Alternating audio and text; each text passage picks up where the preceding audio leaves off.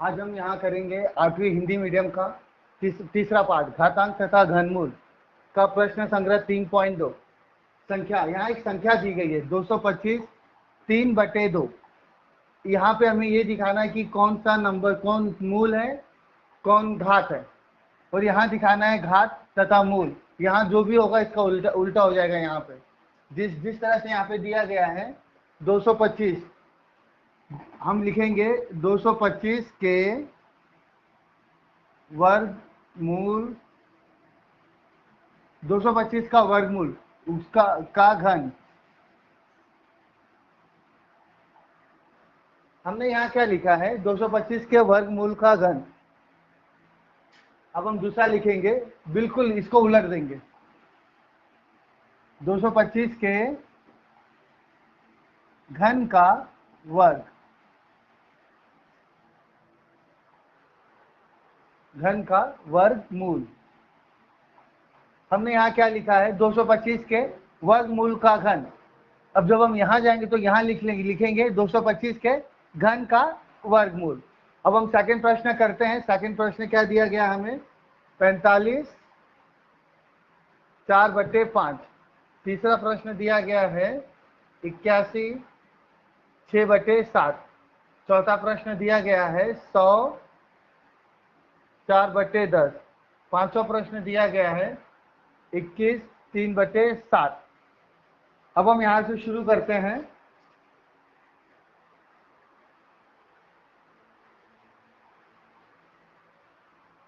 पहला प्रश्न दिया गया 45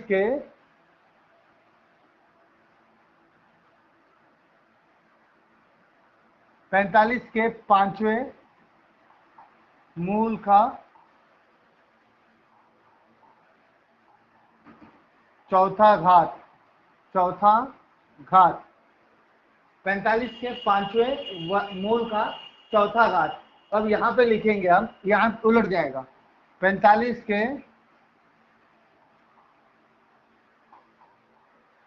के चौथे घात का पांचवा मूल।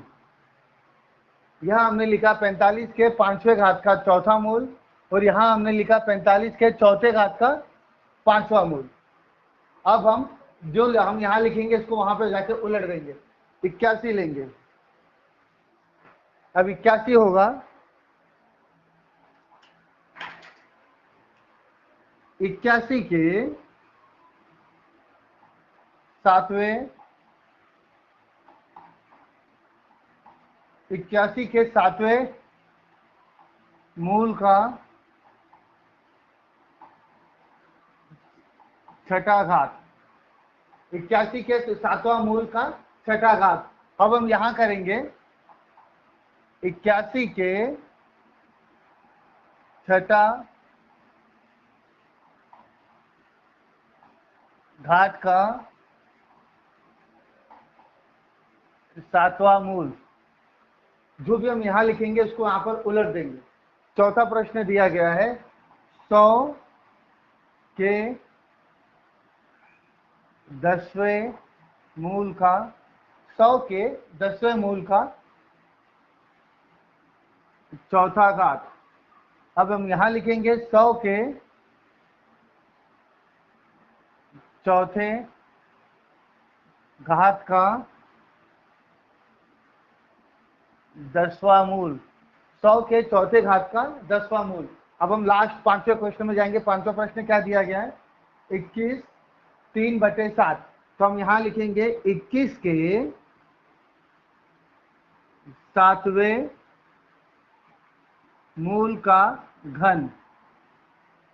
अब हम यहां लिखेंगे 21 के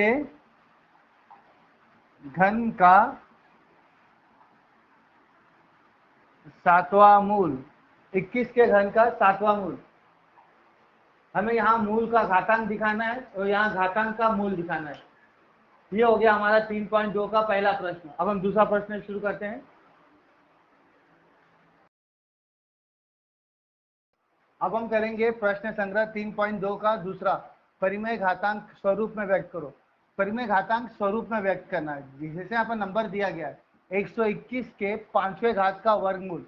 पांचवें घात का वर्गमूल, तो हम लिखेंगे 121 पांचवें घात का वर्गमूल, पांचवा घात हो गया, इसका वर्गमूल 2, पांचवें घात का वर्गमूल। अब हम दूसरा लिखते हैं। दूसरा प्रश्न क्या दिया गया है, 324 के चौथे मूल का घन, 324 के चौथे मूल का घन, चौथे मूल का घन, चौथे मूल का घन है, तो हम यहां उत्तर में क्या लिखेंगे, देखते रहिए आप। 324 चौथा मूल का घन, घन बटे मूल, मूल हमेशा नीचे आता है, घन ऊपर हो गया, घन का मूल। अब हम तीसरा प्रश्न लिखेंगे,